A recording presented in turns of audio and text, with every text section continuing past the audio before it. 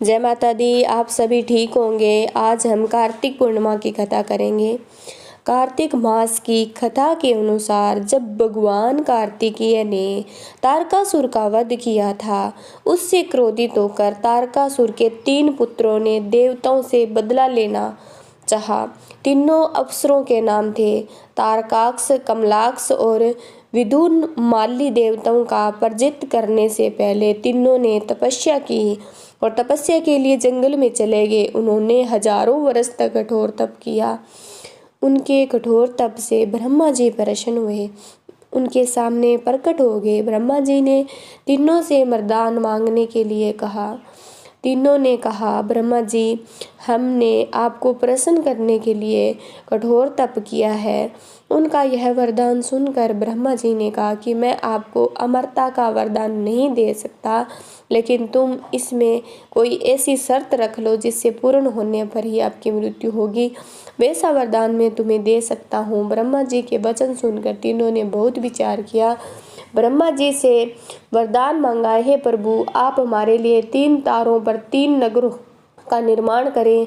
तीनों तारे अर्थात नगर जब अभिजीत नक्षत्र में एक पंक्ति में आएंगे, उसी समय कोई व्यक्ति अत्यंत शांत अवस्था में हमें मारेगा और तभी हमारी मृत्यु होगी।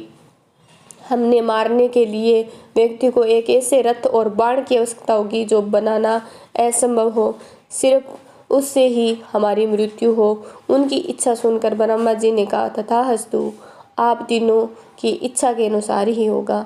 तीनों असुरों को मिले वरदान के अनुसार ब्रह्मा जी ने उन्हें 3 तारों पर 3 नगर निर्माण करने के लिए विश्वकर्मा जी की आज्ञा दी। विश्वकर्मा जी ने तारकाक्ष के लिए स्वर्णपुरी, कमलाक्ष के लिए रजतपुरी और विद्युन्माली के लिए लोहपुरी का निर्माण कर दिया। ब्रह्मा जी से वरदान प्राप्त होने के बाद तीनों असुरों बहुत प्रसन्न हो गए।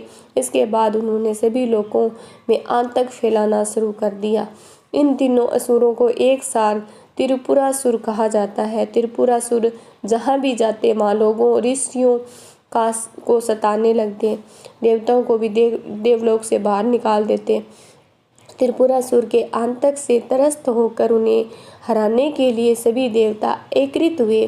सभी ने अपना सारा बल लगाया, परंतु त्रिपुरासुर को हराने में कामयाब नहीं हो पाए। अंततः भगवान शिव की शरण में गए। तब भगवान शिव ने कहा कि आप सभी देवताएं मिलकर प्रयास करें। देवताओं ने कहा, हे प्रभु, हम सभी ने मिलकर त्रिपुरासुर का वध करने का प्रयास किया, लेकिन हम कुछ नहीं उसे मारने त्रिपुरासुर का वध करने का प्रयास किया, लेकिन हम कुछ नहीं कर पाए। हम आपकी शरण में आए हैं, आप ही हमारी रक्षा कर सकते हैं। तब शिव जी ने कहा कि मैं आपका आधा बल तुम्हें देता हूँ, इस बल की सहायता से प्रयास करके देखो। शिव जी ने अपना आधा बल देवताओं को दिया, लेकिन देवता शिव जी का आधा बल सहन ही नहीं कर पाए और उनकी त्रिपुरासुर का संहार करने में संकल्प लिया। वरदान के अनुसार अब त्रिपुरासुर का वध करने के लिए रथ और धनुष बाण सिद्ध करना आवश्यक था।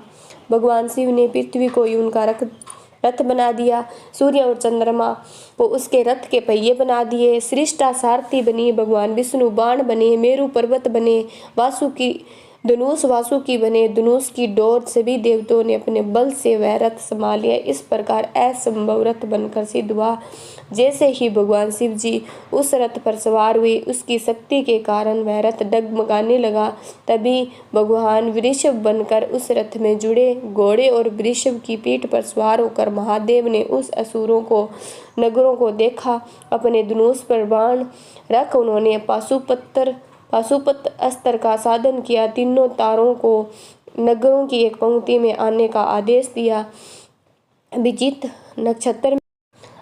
नक्षत्र में तीनों नगर एक पंक्ति में आते ही भगवान शिव जी ने अपने बाण से तीनों नगरों को जलाकर भस्म कर दिया। इसमें तीनों असुरों का भी अंत हो गया। जिस दिन तीनों असुरों का वध हुआ, उस दिन कार्तिक पूर्णिमा थी। तभी से भगवान शिव जी त्रिपुरांतक बन गए। त्रिपुरांतक का अर्थ होता है 3 पुरों का अर्थात नगरों का अंत करने वाला। भगवान विष्णु ने ही भगवान शिव